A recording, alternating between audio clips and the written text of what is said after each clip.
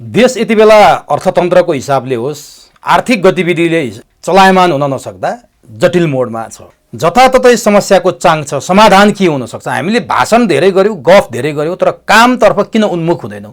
के गरेपछि देश बन्छ र के गरेपछि देश रहन्छ?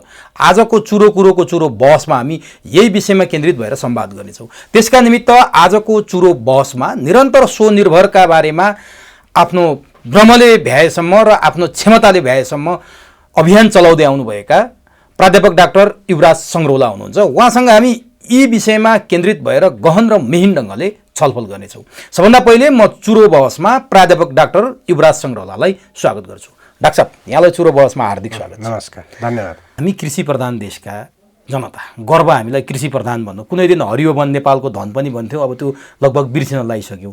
अहिले कृषि प्रधान देशको हामी जनता के छ त डाक्टर साहब गर्व गर्नुपर्ने? कृषि नीतिको बारेमा संसदमा बहस भएको कहिल्यै सुनिँदैन। बरु सांसदहरू नाङ्गिन्छन्, अर्धनग्न भएर बोल्छन्, कोही के गर्छन्, कोही अमर्यादित भाषा बोल्छन्। संसद आज गफ गर्ने, एउटा मनोरञ्जन गर्ने थलो भएको छ।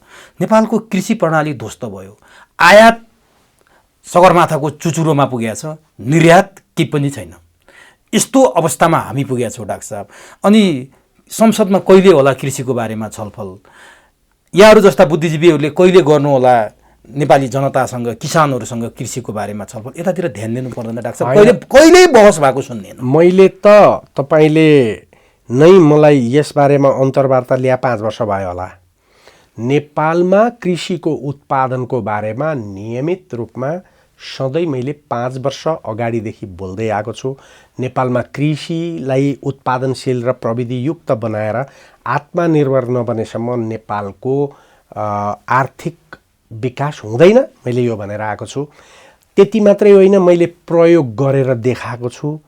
त्यो प्रयोगका सँगसँगै स्वनिर्भर अभियान भनेर साथीहरूले चलाउनु भएको अभियानमा म संलग्न भएको छु र मैले कस्तो खालको कृषिलाई प्राथमिकता दिनुपर्छ भन्ने पनि मैले बताएको छु। र म अस्ति 4-5 दिन भयो म आएको। म मेरो कोर्स सिद्ध्याउनको लागि, मेरो त्यो क्लास लिनको लागि रेनमिनमा गएको थिएँ।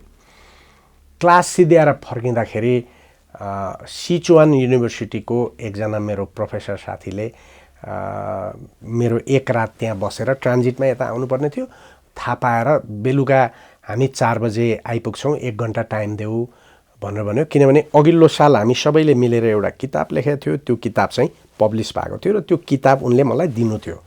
त्यसपछि उहाँहरू आउनुभयो अनि आज हामी अलिकति 1 घन्टा लाग्छ, तर 8 बजे हामी फर्केर आउँछौँ। एउटा अलिकति गाउँमा, एउटा रुरल पार्टमा हामी जान्छौँ।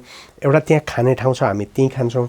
र चीनको कृषि, चीनको ग्रामीण अर्थतन्त्र र चीनको गरिबी निर्माणमा सरकारले कसरी काम गरिरहेछ भन्ने एउटा नमुना ठाउँ देखाउँछौँ। मलाई लाग्छ नेपालका लागि यो पनि महत्त्वपूर्ण हुन्छ भनेर उहाँहरूले लानुभयो। म गएँ।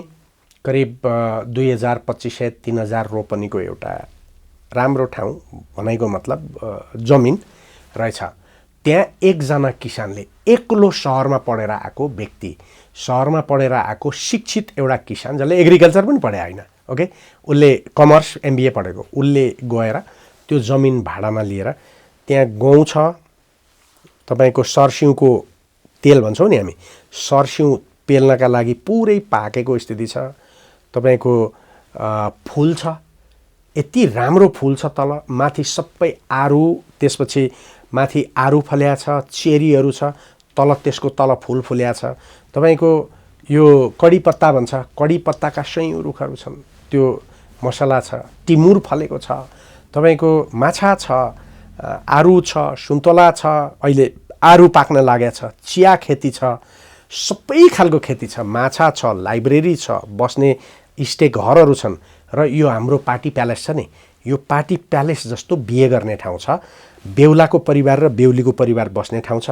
उनीहरू बेहुला आएर बेहुली आउने ठाउँमा बिहे लिएर आएर बस्ने, हाम्रो जस्तै माला लगाउने, बिहे गरिसकेपछि फर्किएर फेरि आफ्नो ठाउँमा जाने, त्यो छ।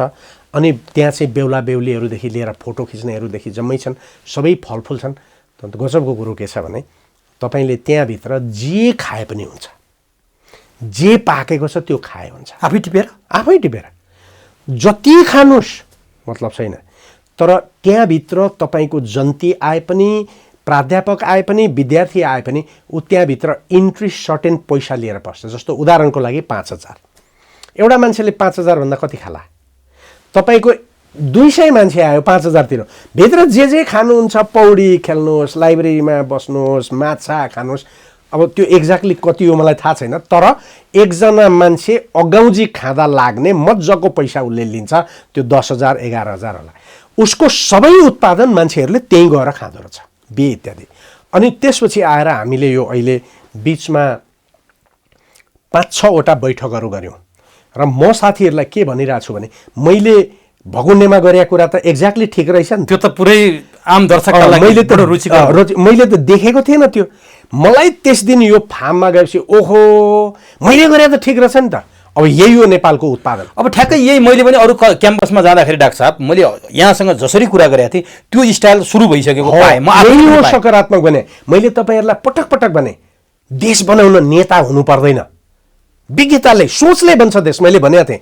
त्यसकारण अब हामी के गर्दैछौँ त भन्दाखेरि स्वनिर्भर अभियान, अर्को एउटा जागृत प्रबुद्ध समूहको अभियान हामी सुरु गर्दैछौँ। साइन्टिस्टहरू, एग्रिकल्चरिस्टहरू, तपाईँले अस्ति एकजना इन्टरभ्यू लिनुभयो नि निर्मल लामा। ओहो डाक्टर साहब यति फोन आयो नि त्यसपछि उहाँलाई मैले फेला पारेर यहाँ ल्याएर मैले कुरा गरेँ। साथीहरूलाई यो मान्छेको क्षमता, यो मान्छेको बौद्धिकता, यो मान्छेले के गरेका छैन, तर अहिलेसम्म उसलाई पीडितै बनाइरहे, उसको काहीँ पनि उसले उत्पादन गर्यो, सफल भयो, तर त्यसलाई बिगारिदिए। उसलाई बिगार्नको पछाडि अनेक खालका षड्यन्त्रहरू भए। मैले के भने भन्दाखेरि अब तपाईँले देशको एग्रिकल्चर बनाउने हो र मैले अस्ति उहाँलाई यो ढाँचा भने र हामीले पहिला 7 वटा प्रदेशमा यस्ता ढाँचाहरू बनाऊँ जहाँ बजार छैन भन्ने कुरा सिद्धियोस्।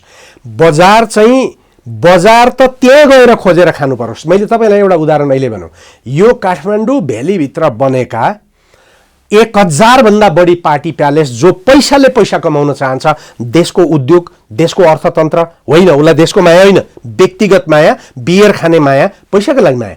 यदि यिनीहरूले नेपालको काठमाडौँ भ्यालीको काठ एरियातिर यस्तै जमिनहरू लिएर यो प्लटिङ गर्नुको सट्टा त्यहाँ यो पार्टी प्यालेस र आफ्नो फलफुल उद्योग सब्जी पनि एकै ठाउँमा गरेको भएर त्यो बिहे गरेको ठाउँमा आफ्नै उत्पादन खुवाएको भए र एकजना मान्छेलाई 2,000, 2,500, 3,000 इन्डियाको कुहिएको तरकारी कालीमाटीबाट ल्याएर कुहिए जति तरकारी पार्टी प्यालेसभित्र हालेर मान्छेलाई खुवाएर बिरामी नपारेर देश नागरिक स्वस्थ हुने देश स्वस्थ हुन्छ भनेर लगानी गरेको भए आज देशको अर्थतन्त्र कहाँ पुग्ने पैसा बाहिर जाने त थिएन।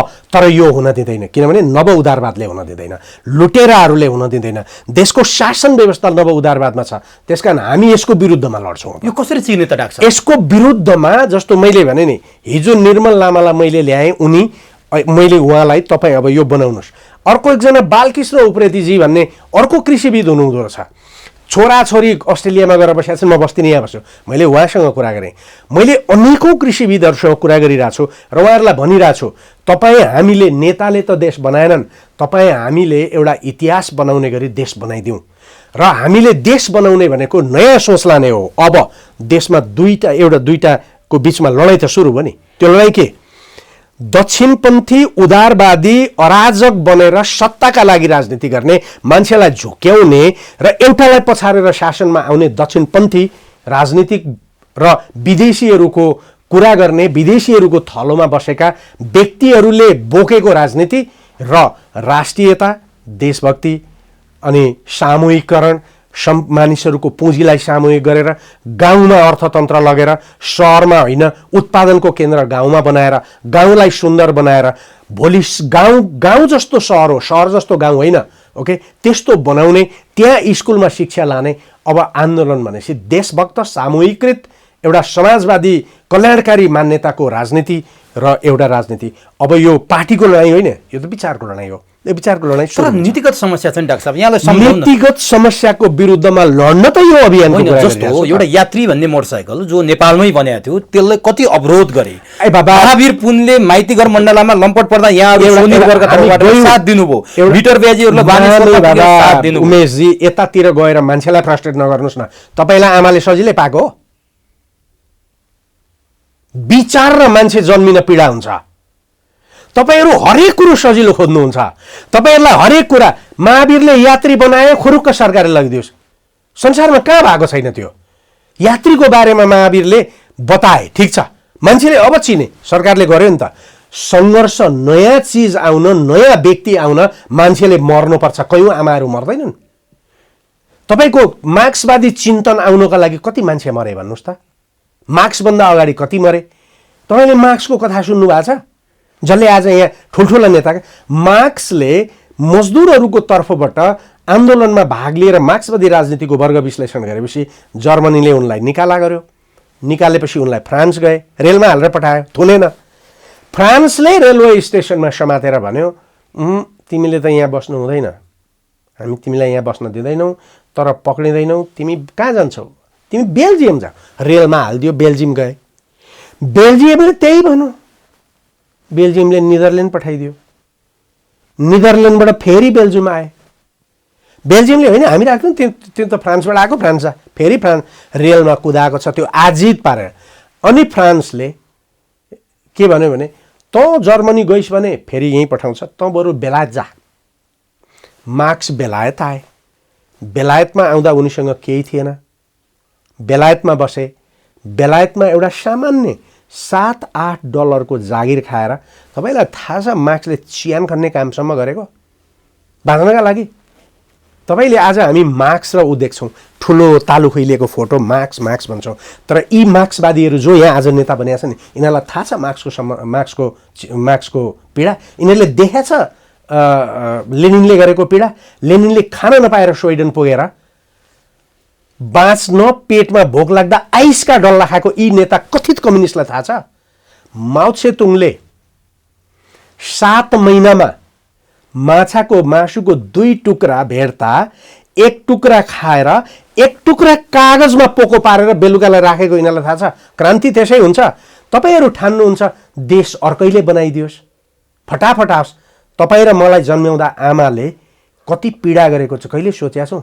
मरेर जन्माएको हो नि। नयाँ विचार, नयाँ व्यक्ति, नयाँ किताब सजिलै आउँदैन।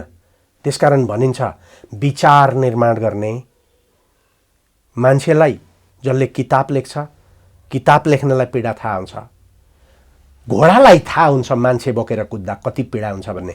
त्यसकारण महावीरले एउटा त्यो बनायो। उसका लागि बोलाएको थियो हामी जस्ता मान्छेलाई। मैले भने म चीनमा थिएँ, मैले मेसेज लेखेँ साथीहरूलाई, त्यो देखेपछि सबै गएर सहयोग गर्नुहोस्। तर यद्यपि मेरो भनाइ के छ भने, महावीरजीले मोटरसाइकल बनाउने प्रविधिभन्दा अझ बढी जोड केमा गरिदिनुपर्छ भने, नेपालको कृषिमा एउटै मान्छेले सजिलै खन्ने, बिरुवा रोप्ने, पानी तान्ने खालका त्यो मेसिनहरू, इनोभेटिभ मेसिनहरू। मोटरसाइकल त अरूले पनि बनाएकै छन्, तर हामीले हाम्रो पहाडमा बिजुली निकाल्ने सजिलो यन्त्र कस्तो होला, पानी तान्ने यन्त्र कस्तो होला, जो मान्छेले बोकेर जाओस् न। जस्तो मान्छेले तानेर बोकेर तल खोलामा जाओस्, पानी तानोस् अनि बोकेर आओस् के। जस्तो पहाडमा जताततै हाम्रो पानी नभएर खेती तरकारीहरू हुँदैन, त्यहाँ पानी तान्ने प्रविधि कस्तो हुन्छ होला, त्यो खालको कुरोमा उहाँले ध्यान दिनुपर्छ। तर महावीरजीले जे गरेछ देशमा योग्य नागरिकहरूले गर्ने त्यही हो। त्यसकारण त्यसैका कारणले नीति बनेन। अब जित्यो नि त, त्यसकारण चाहिँ हामीले हरेक कुरा सजिलै हुन्छ भन्ने। तर गाह्रो के छ भने डाक्टर साहब, जता पनि माफिया छन्। माफियाले उत्पादन गरेको चिज यही चीनमा युद्ध सरदारहरूदेखि चियाङका हिस्सेको 35 लाखको आर्मी थियो। कम्युनिस्ट पार्टीले हार्यो। सत्यले जहाँ पनि जित्छ, नियत ठिक हुनु पर्यो। नियत ठिक हुनु पर्यो। त्यसकारण हामीले भनेका छौँ, हामी 7 प्रदेशमा किसानहरूलाई सङ्गठित गरेर उहाँहरूलाई सम्झाएर उहाँहरूलाई नै यो खेती गर्न लगाएर हामी भन्दैछौँ यस्तो खालको फार्म गर्नु पर्यो जहाँ तरकारीले बजार पाएन भन्नु नपरोस्। त्यसकारण मैले चुनौतीपूर्ण भनेको छु नेपालीहरूको समस्या। नेपालीहरूले म आज पनि उहाँहरूलाई अनुरोध के गर्छु भने, तपाईँहरू यो इन्डियाबाट आएको तरकारी, पार्टी प्यालेसवालाहरू मित्र कोही प्रगतिशील हुनुहुन्छ भने यति गरिदिनुहोस्, तपाईँ कालीमाटीको तरकारी नल्याउनुहोस्, तपाईँ नेपालीको तरकारी बनाएर ल्याएर खुवाइदिनुहोस् बिहेमा, तपाईँ नेपाली चामल ल्याएर खुवाइदिनुहोस्, तपाईँ नेपाली खसी खुवाइदिनुहोस्। नेपाली त्यो उत्पादन छैन नि, गाउँघरका खेतबारी अनि युवा जति विदेशमा बेचेका छ। तपाईँको कसरी उत्पादन छैन? तपाईँ जानुहोस् त, उत्पादन तपाईँको हरेक ठाउँमा मान्छेले फ्याँकिरहेछ। नेपालगञ्जमा 5 रुपियाँ किलो टमाटर नबिग्दा किसान रुँदै रुँदै टमाटर रुँदै फालेको छ त केही पार्टी प्यालेसलाई खुवाइदेऊ भने त पार्टी प्यालेसले त्यो टमाटर ल्याएर खुवाइदियो भने रुन्छ किसान दुध फालेको छ किसान दुध ल्याएर यसले- तरकारीमा डोजर लाएको छ डाक्टर साहब। अनि त्यही कारण त यिनीहरूले प्रयोग गरिदियो देशमा तपाईँ र मैले नेपाली तरकारी खोजेर खान्छ खुवाइदिनुहुन्छ उमेशजी ठुल्ठुला डाक्टर साहबले त खानु भएको छ, म यो ग्यारेन्टी गर्छु। तपाईँ खानु भएको छैन नि डाक्टर तपाईँ र साहबले म आज आफै उत्पादन गर्नुभएको छ, आफै कुखुरा पाल्नु भएको छ। हो त ऊ त्यहाँ तपाईँ टिभीमा जाँदाखेरि साग बेच्ने एकजना बुढी महिलासँग बार्गेनिङ गर्नुहुन्छ कि गर्नुहुन्न तपाईँ कारमा रिक्सा चढेर भाडा- आउँछु, बार्गेनिङ गर्छु अँ, मान्छे। अनि तपाईँ इन्डियन तरकारीको बार्गेनिङ नगर्ने त्यो बुढी मान्छेलाई बार्गेनिङ गर्ने त्यसैले देशभक्त बनौँ हाम्रा किसानहरूले उत्पादन गरेको कुरो खाइदिउँ अब यो स्वनिर्भर छ नि डाक्टर साहब, यसले हाम्रा किसानले उत्पादन गरेको वस्तुको उत्पादन र बजार व्यवस्थापनको जिम्मेवारी लिन सक्छ डाक्टर साहब? अब अहिले लिन सक्छ कि सक्दैन म दाबी गर्दिनँ तर हामी के भनिरहेछौँ भने यो गर्नुपर्छ। मैले हिजो मात्रै सयौँ साथीहरूसँग टेलिफोन गरेँ, कञ्चनपुर कुरा गरेँ, 5 थर कुरा गरेँ। तपाईँहरू सबै उठेर किसानहरूलाई उत्पादन गर्न प्रेरित पनि गरिदिनुहोस् र त्यो किसानले त्यो गाउँमा उत्पादन गरेको त्यही गाउँमा खपत गरिदिनुहोस्। फिदिम बजारमा ल्याएर तपाईँहरू गाउँभरिको तरकारी गर्नुहोस् र माथि तपाईँको के भन्दाखेरि राँके भन्ने ठाउँ छ, राँके भन्ने ठाउँबाट तलको तरकारी जानै बन्द गरिदिनुहोस्। पर्यो भने लडाइँ गर्नुहोस्। तर प्रेम आचार्यले गर्न खोजेको यस्तै थियो नि, साना साना होइन अलिकति हामीले यो प्रेम आचार्य पनि नभनौँ। मान्छे उताउलिएर 100 ठाउँको पैसा लिएर आएर तपाईँको प्रेम आचार्यको समस्यामा अर्को एउटा समस्या पनि छ नि। के समस्या पनि छ भन्दाखेरि प्रेम आचार्यलाई मुद्दा परेपछि यो गाह्रो भएपछि सहयोग गर्न 5-7 लाख रुपियाँ ब्याजै नदिएर सहयोग दिएका मान्छेहरू पनि पछि उजुरीमा उहाँले हारेर यहाँ पुलिसमा आउनु परेको थियो नि त। त्यसैले उत्ताउलिनु पनि हुँदैन। हामी यत्रो अभियान चलाइरहेछौँ, 1.5 वर्षदेखि हामीले यो अभियान गाउँमा पुग्यौँ, बुटवल गयौँ, काठमाडौँ गयौँ, तपाईँको पलाञ्चोक गयौँ, म आफै हिँडेर माथि लाक्पा दोर्जेको फेदमा पुगेँ, तपाईँको गोर्खा पुगेँ। हाम्रो टोटल यसो जम्मै गर्दाखेरि कसैले दिएको 20,000 रुपियाँ, कसैले दिएको 5,000, 6 लाख रुपियाँ खर्च भएको छ। अनि लगानीका नाममा सस्तो बेलुका बियर खाने अनि करोडौँ करोड रुपियाँ उठाउने अनि लगानीमा घाटा खाने उत्पादनमुखी लगानी नगर्ने ठुल्ठुला सपनाका कुरा गरेर पनि मर्नुहुन्न। कसरी जोडिने त डाक्टर साहबहरूसँग? अब होइन हामी त तपाईँहरूलाई भनिरहेछौँ नि 4वटा कुरा। एउटा कुरा हामीले स्पष्ट ढङ्गले अहिले भनेका छौँ। हामी केही दिन अगाडि बस्यौँ, केही साथीहरू हामी घनीभूत रूपबाट बस्यौँ, हामीले 3टा कुरा गऱ्यौँ। 1, अब हामीले पूर्व पश्चिम उत्तर दक्षिण हामीले हिमाल पहाड तराई स्कुलको परिकल्पना गऱ्यौँ। ओके, हिमापत नाम, हिमापत स्कुल प्रणाली देशव्यापी रूपमा हामीले कल्पना गरेको। अहिले अब हामी के साथीहरूलाई प्रचार प्रसार गर्दैछौँ भने 2000-3000 विद्यार्थी पढ्ने स्कुल, तराईको विद्यार्थी, पहाडको विद्यार्थी, हिमालको विद्यार्थी सबै एक ठाउँमा बसेर पढ्छ। माथि हिमालबाट आउने विद्यार्थीले आफ्नो संस्कृति तराई र पहाडकालाई सिकाउँछ, तराईका मुसरले उसको संस्कृति सिकाउँछ। एकै ठाउँमा पढ्छन्, राम्रा टिचरहरूले पढाउँछन्, उत्पादन गर्छन्, आफ्नै उत्पादनबाट स्कुल चल्छ। हामीले भनिरहेछौँ त्यहाँभित्र सबै मान्छेले उसको इच्छा अनुसार कोही कार्पेन्ट्री पढ्न चाहन्छ भने कार्पेन्ट्री पढ्छ, कोही एग्रिकल्चर र 12 क्लास पढिसकेपछि उसलाई अब हामीले कार्पेन्ट्री गर्छु भन्नेलाई राँबो, त्यो हाते आरी, मेसिन, काँटी ठोक्ने, त्यो बिजुली चल्ने चिज दिएर अब गाउँ पठाउने हो। उसले गाउँमा गएर काम गर्छ। भनेपछि अब शिक्षामा पनि डाक्टर साहबले आउनु पर्यो। हामी सबैभन्दा शिक्षाले नै बिगारेको छ। शिक्षाको मोडलको बारेमा बहस गर्दैछौँ। अब देशको शिक्षाको परिवर्तनको बारेमा हुन्छ। आज दिउँसो मात्रै 2टा मिटिङ भयो, 2टा कुरा गरेँ। अब असल शिक्षा दिने असल संस्थाहरू जो प्रफिटका लागि खुले होइनन् उनीहरू एक ठाउँमा आउनुपर्छ, उनीहरूका टिचरहरू एक ठाउँमा आउनुपर्छ र उनीहरूले अब यो शिक्षाको बर्बादीको विरुद्धमा आवाज गर्नुपर्छ। हामीले यो भन्यौँ। हामी काम गर्छौँ। हामीले विश्वविद्यालय अनुदान आयोगको यो पाछौँ, तर विश्वविद्यालयका पदाधिकारीहरू हामीलाई नै अप्ठ्यारो पार्छन्, काम गर्न दिँदैन। एक शिक्षाको कुरो। स्वास्थ्यको कुरोमा हामीले धेरै डाक्टरहरूसँग कुरा गऱ्यौँ। अहिले हाम्रो एउटा मात्रै योजना के छ भने, उदाहरणको लागि वीर हस्पिटलको एउटा डाक्टरले 50-60 हजार तलब पाएको छ। उनले दिनमा एउटा अपरेसन गर्छन्। ओके, तर कहिले कहिले 10वटा पनि गर्छन्। ओके, उसले काम त गरेछ नि। अनि उसले 3 घण्टा 4 घण्टा अस्पतालमा काम गरेपछि 60 हजारले खान नपुगेपछि उसले प्राइभेट अस्पतालमा बेचिनुपर्ने आवश्यकता छ। उसले त्यो ठाउँमा आऊ अपरेसन गर्छु, यो ठाउँमा आऊ अपरेसन गर्छु, यो ठाउँमा आऊ अपरेसन गर्छु। म कहाँ कन्सल्टेन्सीमा आएको, मेरो आउटडोरमा आएर म डाक्टर थिएँ, तपाईँ जचाउन आउनुभयो। मैले आउटडोर सरकारको तर्फबाट जाँच्ने कुरा त जाँचेँ। त्यसपछि मलाई 2 घन्टा फुर्सद भएको बेला त अस्पतालभित्रै मलाई पैसा लिएर जाँच्न दिनुहोस् न तपाईँलाई। त्यसको सर्टेन कस्ट सरकारमा जान्छ। 200 रुपियाँ हो भने 50 रुपियाँ सरकारले लैजाओस्, 150 म लान्छु। अब त्यहाँ कोही व्यक्ति आयो, तपाईँलाई चाहिँ भन्नुहोस् न मेरो नाकको प्रब्लम छ, नाकको अपरेसन गर्नुपर्ने छ मेरो, तपाईँले हेर्दाखेरि मलाई हतार अपरेसन गर्नुपर्ने छ, डाक्टर साहब कहिले अपरेसन गरौँ? वीर हस्पिटलमा त मैले अपरेसन गर्न त लाइन बस्नुपर्छ, 6 महिनापछि हुन्छ। अनि उनले डाक्टरले भने अब मैले प्राइभेट अस्पतालसँग कुरा गरेर कुन अस्पतालमा टाइम पाउँछु त्यहाँ तपाईँको गर्नुपर्छ भनेर त्यहाँ गर्ने हो नि। अस्पतालमा उनले गर्ने तलब बापतको एउटा अपरेसन उनले गरे। अर्को यो अपरेसन त्यही वीर हस्पिटलमा गर्न दिनुहोस् न उनलाई। उनले 50,000 मा त्यो अपरेसन मसँग तय गरे। ओके, मैले पैसा दिएँ चाँडै, मलाई सेवा दिए बापत मैले बढी तिरेँ।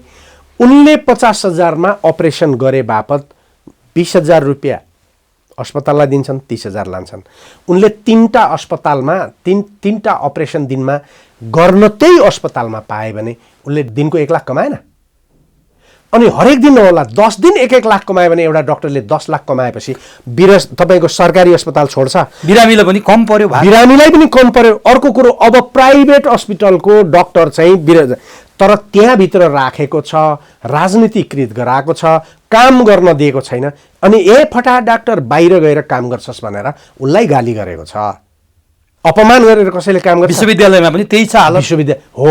त्यसकारण अस्पतालहरूलाई केही हदसम्म निजी अस्पतालहरू दिँदै पनि तर सरकारी अस्पताल चाहिँ मोडल र निजी अस्पतालको डाक्टर सरकारी अस्पतालमा जाने नीति के हुन सक्छ?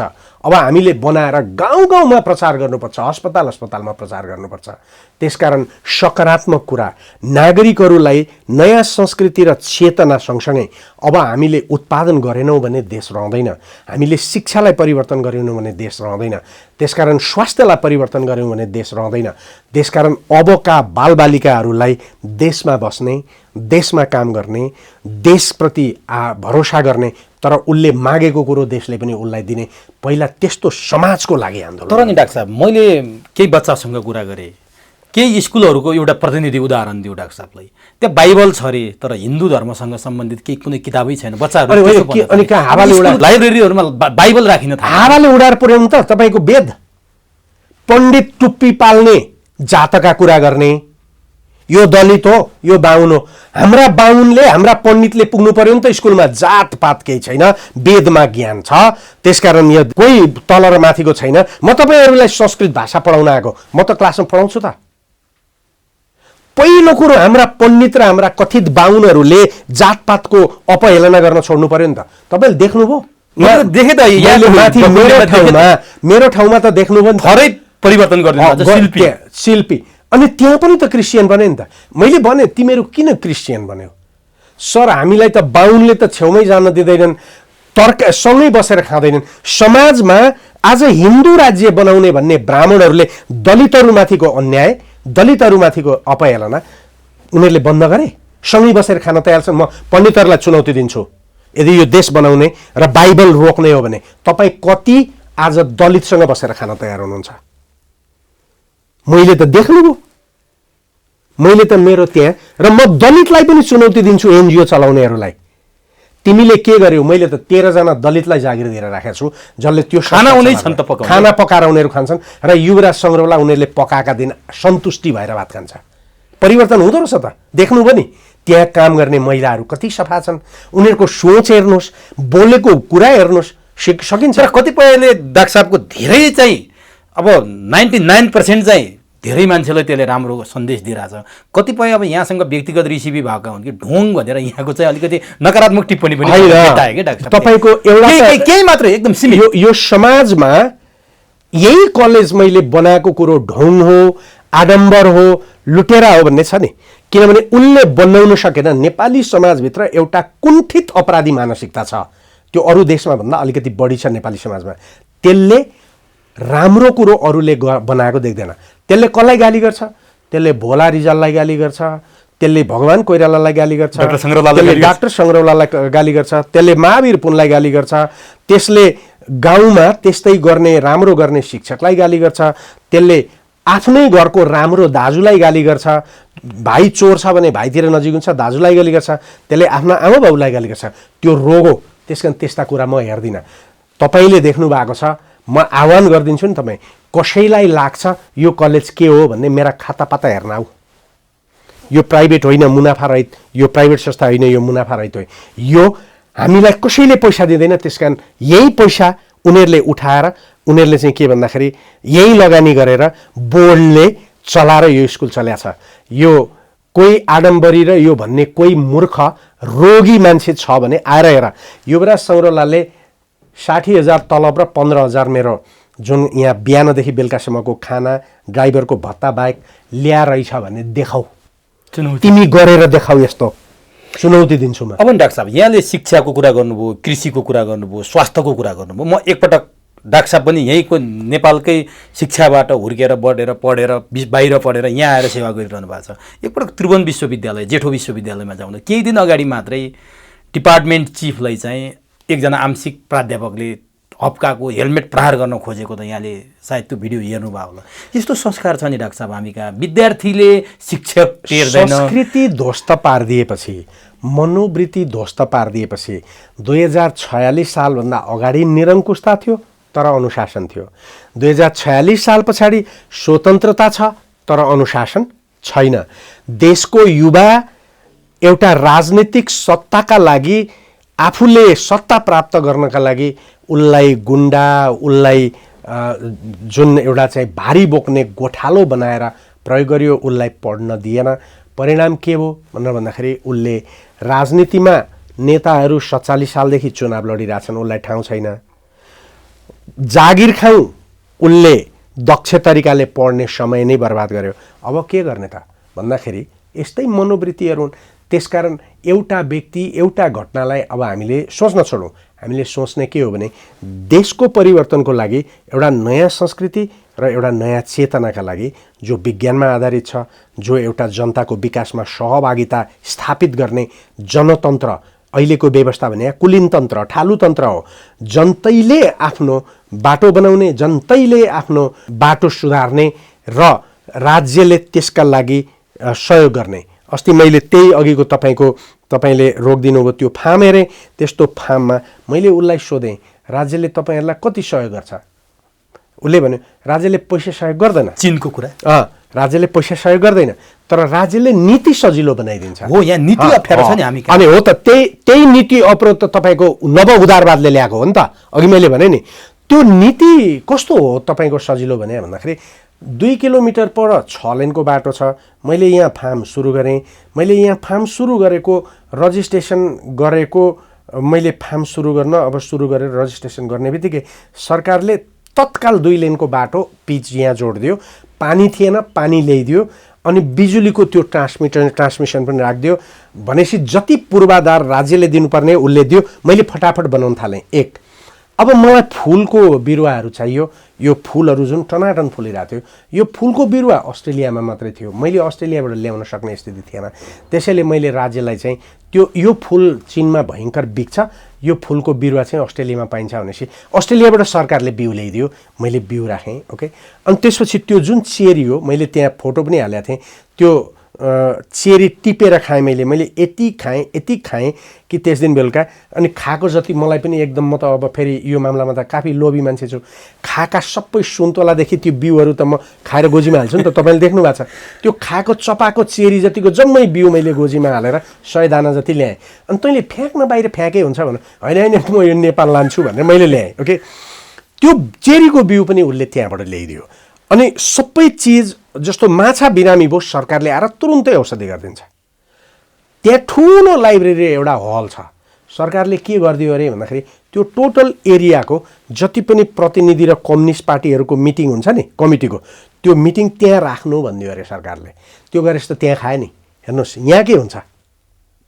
त्यसकारण प्रश्न के हो भने राजनैतिक व्यवस्था दुष्ट भएपछि, राजनैतिक व्यवस्थाभित्र ठगेर राजनैतिक सत्ता प्राप्त गर्नुपर्ने भएपछि तपाईँ हाम्रो कर खोसेर, कर लुटेर नेताहरू, कर्मचारीहरू बलिया हुन्छन्। त्यसकारण मेरो भनाइ के भने जनता प्रथम, जनता पहिला, जनताको देश हो, अरू सेवा। तर जनमैत्री सरकार हुनु पर्यो, जुन सरकारको यहाँले कुरा गर्नु हुनु पर्यो होइन बाबा, तपाईँ र मैले बनाउनु पर्यो, विचार लानु पर्यो। त्यसलाई त व्यवस्था परिवर्तन गर्नु, व्यवस्था परिवर्तन गर्न पहिला तपाईँले भन्नुभयो नि बाबुको क्रिया गर्न के गर्नु पर्यो, बच्चो जन्मिनु पर्यो हो, छोरो जन्मिनु पर्यो। यहाँले भने एकछिन सुन्नुहोस् न, म भनौँ न, बाबुको क्रिया गर्न के हुनु पर्यो, छोराछोरी जन्मिनु पर्यो हो। छोराछोरी सम्भोग बेगर जन्मिन्छ, पहिला सम्भोग गर्नु पर्यो नि तपाईँले हो। पहिला विचार, यो विचार भने दिमागमा विचार हुनु पर्यो, अनि नै बन्छ राम्रो सरकार। तर वातावरण त्यो अनुसारको निर्माण नभएर हामी जबरजस्ती। वातावरण कसले बनाइदिन्छ? देउताले। तपाईँहरू किन निराशा बेच्नुहुन्छ यो देशमा सधैँ? मैले भन्न खोजेँ नि डाक्टर साहब, होइन, वातावरण तपाईँले यहाँ अहिले मलाई सोधेर वातावरण बनाइरहनु भएको छैन गजबले डाक्टर हो, त्यसकारण निराशा नबेच्नुहोस्। अब जस्तो नि यहाँनिर यहाँको जुन सोच छ नि, त्यो सोचमा बिस्तारै बिस्तारै देशभरका जनता एउटा भनाइ छ क्या, एउटा भनाइ छ हाम्रो शास्त्रमा। के भन्छ हाम्रो शास्त्रले भने उकालो कति चढे अर्थात् कस्तो पहाड चढे भन्ने नसोच्नुहोस् अरे, तपाईँका जरा जमिनमा कति गाडिएका छन् भन्ने कुरा चाहिँ सोच्नुहोस् अरे। त्यसैले म के भन्छु साथीहरूलाई भने राजनीतिका गफ ठुलो कुरो गर्न बन्द गर्नुहोस्। तपाईँहरू उचाइमा पुग्ने, प्रधानमन्त्री बन्ने, मन्त्री बन्ने सोच बन्द गर्नुहोस्। उचाइ चढ्न आवश्यक छैन, आवश्यक छ जरा गाड्न। रुख पहाडको टुप्पामा जाँदैन, रुख तल बस्छ, तर रुखले जरा गाडेको छ। समाजको परिवर्तन गर्न विचारका जरा गाड्नु आवश्यक छ। अब जस्तो हो एकदमै डाक्टर साहब, यहाँले शिक्षाको कुरा गर्नुभयो, स्वास्थ्यको कुरा गर्नुभयो, कृषिको कुरा गर्नुभयो, यी जताततै बिचौलियाको राज छ।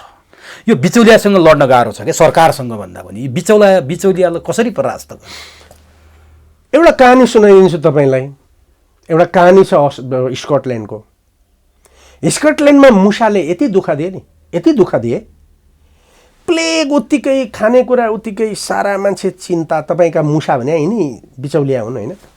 एउटा बुद्धिमानी मान्छेले के गर्यो भन्दाखेरि मान्छे कराउँछन् मात्रै, काम गर्दैनन्। उसले एउटा बाजा बनायो, त्यो मशक भन्छ हाम्रा गाउँमा, उनीहरूले चाहिँ त्यो कपडा झुन्याएको। मुसालाई बडा मन पर्यो।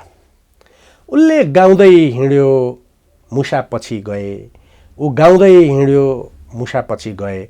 अनि त्यसपछि भिरबाट ऊ अलिक तल झऱ्यो, डोरी झुन्याएको थियो, मुसा पनि तल झरे, सबै समुद्रमा खसे। त्यसकारण बिचौलिया लडेर, बिचौलिया खेदेर हुँदैन। बिचौलियाको विरुद्ध बोल्ने चेतना, विचार दिनु आवश्यक छ। आज देश त्यही विचारहीन अवस्थामा छ। नेपाल कम्प्लिटली विचारहीन अवस्था छ। त्यसकारण शत्रु आज विदेशी होइन, शत्रु धर्म र अन्धविश्वास पनि होइन, शत्रु क्रिस्चियन र कोनी के पनि होइन। शत्रु तपाईँ हाम्रो, हामीमाथि अन्याय किन भएको छ भनेर नसोच्ने तपाईँ हाम्रो बेहोरा हाम्रो सबैभन्दा ठुलो शत्रु हो। तपाईँ मैले भन्ने गरेको छु, मेरा विद्यार्थीलाई भन्छु, तिमी हामी फलामको घरभित्र बसेका छौँ भन्छु। फलामको घरभित्र न आवाज छिर्छ न प्रकाश छिर्छ। मलाई के लाग्छ फलामको घरभित्र, हरेक गरिबलाई, हरेक मान्छेलाई म के गर्न सक्छु यो फलामको घरमा? हरेक मान्छेले के भन्छ, यत्रो सत्ता, यी पार्टी, यिनीहरूको विरुद्धमा के गर्न सकिन्छ? म भन्छु हरेक मान्छेले म यसलाई लडाउन सक्छु, यसलाई पराजित गर्न सक्छु, यो निकम्मा छ, यसले देश ध्वस्त पार्यो भन्ने हरेक मान्छेका दिमागमा चेतना बन्छ नि। 2 करोड मान्छेका दिमागमा चेतना बन्यादिन यो एउटा त्यस्तो आँधी बन्छ समाज परिवर्तनका लागि। बिचौलिया त के, बिचौलियाका बाउ पनि रहँदैनन्। त्यसैले आन्दोलन, शक्ति, लाठी, जुलुस, प्रोटेस्ट होइन, पार्टी खोलेर मलाई भोट देऊ होइन। पहिलो आवश्यकता देश बनाउन चेतना हो। त्यसकारण युवराज सौरौला ज्योति बाल्दैछ, हामी यही भन्दैछौँ। त्यसकारण मलाई न प्रधानमन्त्री हुने रहर छ न केही, तर म मर्नुभन्दा अगाडि देशमा त्यस्ता युवाहरू निर्माण गर्न चाहन्छु जसले देशको संस्कृतिमा भरोसा गर्छन्, जसले त्यसको देशभक्तिमा भरोसा गर्छन्, जो आफै उत्पादनमा विश्वास गर्छन् र यो देशको सकारात्मक कुरा गर्छन्। हेर्नुहोस्, मैले नयाँ संस्कृतिको कुरो भने, नयाँ संस्कृतिको कुरो मैले भने के हो भने, मैले विद्यार्थीलाई र मैले चिनेका स्कुलमा गएर म त पढाइरहेको छु अहिले, हाम्रो देश गरिब छ भन्न बन्द गर। हाम्रो देश संसारको सबैभन्दा धेरै प्राकृतिक स्रोत भएको देश हो। अमेरिकासँग भन्दा बढी प्राकृतिक स्रोत हामीसँग छ। नेपालसँग 3.7% नेचुरल रिसोर्सेस छ। ओके, पपुलेसन 0 point तल छ, तर नेचुरल रिसोर्सेस 3 point छ। संसारको सबै पपुलेसनलाई 100 वर्ष खान पुग्ने स्रोत हामीसँग छ। यो देश गरिब हुन्छ? हामीलाई गरिब भन्ने लघुताभास कसले सिकायो? हिजोको यही शिक्षाले होइन, जो शिक्षा विदेशीले ल्याइदिएको थियो। नेपाल सानो छ भन्छ। 193 वटा देशमा नेपालको क्षेत्रफल 90 हो। यो देश सानो हो। तपाईको हामी दुईटा ढुङ्गाको बिचमा पेलिएका छौँ भनेर सिकाएको छ। पृथ्वीनारायण शाहले त्यो भनेकै होइन। सामरिक रूपमा दुईतिरका देशहरूसँग सतर्क बन, त्यो चाहिँ तरुलले ढुङ्गासँग के अरे लड्नु हुँदैन पो भने हो त? दुईटा ढुङ्गाले तरुल किचिपिची पार्छन् भने हो र? त्यसकारण हामीले भन्नु पर्यो के भने हाम्रो दुईतिर देशमा 2 अरबको पपुलेसन छ। हामीले उत्पादन गऱ्यौँ भने हामीले रातो दिन 2 करोडले उत्पादन गर्दाखेरि पनि त्यहाँ 1% पुरा गर्न सक्दैनौँ। संसारमा सबैभन्दा धनी देश हुन्छ भन्नु पर्यो। ओके, हामी ठुला मान्छे हौँ, सगरमाथा छ भन्नु भएन। सगरमाथा छ, खुसी छौँ, तर सगरमाथा हामीले बनाएको हो र? हामीले बनाएको होइन नि।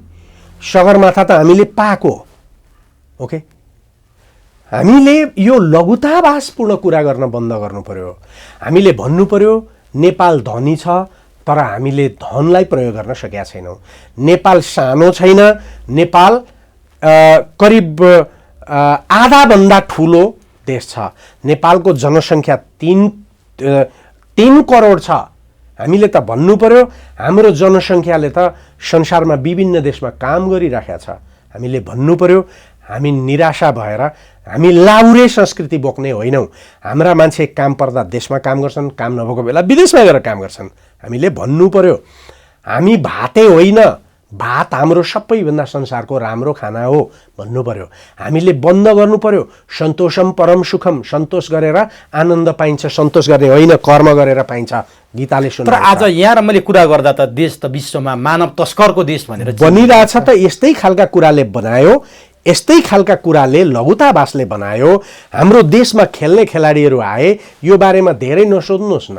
अनि बरु तपाईँले त मेरो त्यो एकादेशको बाँदर भन्ने उपन्यास व्याख्या गरिदिए पाउँछ त। त्यहाँ त अर्को कार्यक्रममा म पुरै त्यो व्याख्या गर्छु। ढेँडु कसरी आए, ढेँडुले कसरी खाए हाम्रो जङ्गल त बताछु त। अब म यसलाई समापन गर्नुभन्दा अगाडि एउटा प्रश्न सोधेँ डाक्टर साहब। यहाँले जुन कुरा गर्नुभयो, जसरी देश आत्मनिर्भर र स्वनिर्भर हुनका लागि जुन यहाँको मार्गचित्र छ, जुन रोडम्याप छ, आम नेपालीहरूका लागि यो आकर्षणको केन्द्र बनिरहेछ। अब जसरी यो व्यवस्थामा अवस्था परिवर्तन गर्छौँ भनेर वैकल्पिक शक्तिहरू आएका छन्, हामी यही कुरालाई परिवर्तन गरेर जनतालाई साँच्चीकै सुखी र समृद्ध बनाउँछौँ भन्ने अर्को एउटा तब्का पनि छ। डाक्टर साहब, त्योभन्दा फरक विचार र सोचका साथ नेपालको धर्म, संस्कृति, रीतिथिति सबै जोगाउने हिसाबले एउटा प्याकेजमा बास्केट बोकेर आउनु भएको छ डाक्टर साहब। त्यो कुराबाट सम्भव छैन जो अरूले भने। उहाँहरू, म कसैको नाम लिएन डाक्टर, उहाँहरू भन्नुहुन्छ हामी विदेशबाट स्याउ ल्याएर तपाईँहरूलाई स्याउ खुवाउँछौँ, हामी विदेशबाट सुन्तोला ल्याएर तपाईँहरूलाई सुन्तोला खुवाउँछौँ, हामी तपाईँहरूलाई विदेशमै लगेर जुस खुवाउँछौँ उहाँहरू भन्नुहुन्छ। राम्रो कुरो, नेपालीले पनि मिठो खान पाउनुपर्छ, मिठो खानुपर्छ। म सिम्पल के भन्दैछु भने उहाँहरूले ल्याउनु होला, 1-2 चोटि खाइएला, तर सधैँ नआउन सक्छ। त्यसैले मेरो भनाइ र उहाँको भनाइको डिफ्रेन्ट के हो भने हामी सुन्तोलाका बिरुवा रोपौँ, स्याउका बिरुवा रोपौँ। अरू 2-3 वर्ष हामीलाई बडा कल्पना हुन्छ सुन्तोला कहिले खान पाऊँ भन्ने, तर 4 वर्ष पछाडि सुन्तोला फलेपछि हाम्रो प्लेन आएन भने पनि सुन्तोला खान्छौँ, नाका भए पनि खान्छौँ। त्यसकारण उहाँहरू सत्तामा पुग्नको लागि राजनीति गरिरहनु भएको छ। मलाई सत्तामा पुग्नु नै छैन, तर उहाँहरूलाई अपार जनताको साथ पनि छ। साथी जनताको पनि त सम्मान होला, गर्नु पर्ला नि त। साथ छ त। अघि मैले भने नि, अघि मैले तपाईँलाई भनिनँ, स्कटल्यान्डमा एउटा कलाकारले मशक बजाएर सबै मुसा पछि हिँडे। भनेपछि देशको भविष्य उज्जवल छ। नकारात्मक र नैराश्यताका कुरा गर्न बन्द गर। लास्टमा तपाईँले यो भनेको पनि एउटा कुरा बताइदिउँ। चीनमा साओलिन बुद्ध धर्म भन्ने हुन्छ, साओलिन टेम्पल भन्छ। यो भनेको ध्यान बुद्ध धर्मको कुरो हो। त्यसको एउटा कथा छ मानिसलाई समृद्ध र चेतनशील बनाउने। तपाईँको उनीहरूले यति धेरै कथा बनाएछन् नि, एउटा कथा भनिदियो भने त्यो बुद्धको गुरुहरूले मान्छेको सोच परिवर्तन गरिदिन्छन्। एउटा भेडा गोठ्थ्यो, यो नेपाली जनताले राम्रोसँग बुझ्नुपर्छ। एउटा भेडा गोठ्थ्यो, बुवासाले आएर सधैँ भेडा लगे। भेडा गोठाला बडा पीडित भए, कुकुरले पनि छेक्न सके। उता कुकुर छन्, यता लगिदिन्छ, कुकुर भुक्छन्, लगिसक्यो। अनि उनीहरूले एक दिन महाभिक्षुकोमा गएर बडा चिन्ता गरे, गुरु भेडा हरेक दिन खाइदिन्छ अनि हामी गरिबले हरेक दिन एउटा भेडा बुवासाले खाएपछि कसरी गर्ने, हामी त मासिने भयौँ, हामीलाई केही ज्ञान दिनुहोस्, हामीलाई यसबाट उद्धार गर्नुहोस् भनेर भने। भिक्षुले भने, हेर यो दुनियाँमा कसैले कसैलाई उद्धार गर्न सक्दैन। तिमीले बुवासाले भेडा खाने कुरा रोक्न सक्दैनौ, केही गरे पनि सक्दैनौ। बुवासाले भेडा खान्छ। यदि भेडाले बुवासाले आफूलाई नखाने हो भने भेडाले आफै गर्नुपर्छ, आफै रोक्नुपर्छ, तिमीले रोकेर हुँदैन। बडा रिसाएर भेडा गोठालाहरू यस्ता गुरु, यस्ताले चाहिँ के गुरु भन्नु भनेर रिसाएर आए। भेडा लगिरह्यो, पर्खाल लगाए, फेरि पनि भेडा लग्यो। एक दिन एउटा भेडा, रक्तामै घाइते भएको भेडा फर्केर आयो, गोठमा फर्केर आयो। थकित थियो, पीडित थियो, जताततै चोड्थे, सबै भेडाका बिचमा बस्यो। त्यो भेडा हराएर आएको भेडा हुनाले अरूले त्यसलाई चाटे, तातो गरे। 2-3 दिनमा भेडा निको भयो। फेरि बुवासो आयो। यसलाई त बुवासा लगाएको थियो नि। यो बुवासोबाट कसरी फर्केर आएको थियो? लडेर, जितेर बुवासो पछारेर फर्केर आएको थियो। जब बुवासो यसपल्ट आयो, यसरी आक्रमण गर्यो, उसले त लडिसकेको थियो, जितिसकेको थियो नि त। यसरी आक्रमण गर्यो कि बुवासालाई उसले दौडेर गएर हान्दाखेरि 20 फिट पर फ्याँकिदियो। जब यस दिन यसले बुवासो पछार्यो नि, सबै भेडा यसका पछाडि लागे। एक दिन समाजमा सही विचार आएपछि यसै गरी मान्छे पछाडि लाग्छ। र मैले भनेको, जबसम्म भेडा स्वयं बुवासासँग लड्न तयार भएनन्, बुवासा मुक्त भएनन्, गोठालाले मुक्त पार्न सकेन। त्यसकारण कुन नेताका नेताले को आएर, के दाई के काका आएर नेपाली जनताको सुख बन्दैन। नेपाली जनताले आफ्नो दुर्भाग्य, आफूमाथिको अन्याय, 200 वर्षदेखिको नेपालमाथि भइरहेको अत्याचार, अपमान र नेपालले आफ्नो मौलिक स्रोत हुँदा, आफ्नो प्राकृतिक स्रोत हुँदा 70 वर्षदेखि अराजक अवस्था बनाएर नेपाली जनताले विदेश भाग्नुपर्ने जुन आजको राजनैतिक नेतृत्वले क्रिएट गरेको यो दुर्भाग्य छ नि, जुन दिन नेपाली जनताले यसका विरुद्धमा लड्छन् तब मुक्त हुन्छन्। कसैले बनाइदिएर नेपाली जनतालाई डनलपमा राखिदिने होला भनेपछि भविष्य सुन्दर छ। किनभने नेपालमा आजसम्म क्रान्तिका नाममा लडाइँको कुरो भयो, अब विचारको कुरो छलफलमा आएको छ। र हामी के भन्दैछौँ आज, सयौं मान्छे के भन्दैछौँ, सोच विचार, नेपालका लागि नयाँ संस्कृति, विज्ञानमा भरोसा। ओके, नेपालका शिल्पीहरू, दलितहरूले अब उनीहरूको मुक्ति गफ गरेर एनजिओले होइन, उनीहरूले कोदाला बनाउन जान्दथे, उनीहरूले फाली बनाउन जान्थे, उनीहरूले आधुनिक संयन्त्र त्यो शिल्पीहरूलाई प्रयोग गरेर उनीहरूलाई काँधमा हालेर देशको औद्योगिकरण गर्नुपर्छ। अनि नेपालका महिलाहरू जसले के अरे आज दुनियाँ लोग्ने मान्छे भाग्दा पनि देशमा बसेर काम गरिरहेछन्, उनीहरूलाई काँधमा हाल्नुपर्छ। भनेपछि जसरी लिच्छवीकालीन स्वर्णयुगको कुरा गर्नुभएको थियो नि डाक्टर साहबले, म सोचले त्यसपछि स्वर्णयुगमा हामी प्रवेश गर्छौँ। हस् डाक्टर साहब, यो ऊर्जाशील भनाइ, यो अत्यन्तै महत्त्वपूर्ण, यो इम्पावरमेन्ट चाहिँ पैदा गर्ने, हरेक युवाको रगत देशका लागि बगाउने, हरेक युवाको पसिना देशका लागि बगाउने। यसलाई करेक्सन गर्छु, रगत उहाँहरूको नतातोस्, नउम्लियोस्, दिमाग उम्लियोस्, पसिना देशमै बगोस्, यही माटोमा सिञ्चित होस् भन्ने डाक्टर साहबको जुन यो ऊर्जावान र महत्त्वपूर्ण भनाइ आजको यो चुरो कुरोमा कैद गर्ने मौका दिनु, एकदम धन्यवाद। यसका लागि 1.5 महिना दुःख नदिनु होला। हस् डाक्टर साहब, यो धेर मान्छेसँग बोल्दा बोल्दै म पातलो हुन्छु कि भन्ने डर लाग्न थालिसक्यो। एकदम डाक्टर साहब, त्यसकारण म टेलिफोन फेरि 2-3 महिनापछि कुरा गरौँला, बिचमा नआउनु होला। धन्यवाद डाक्टर साहब।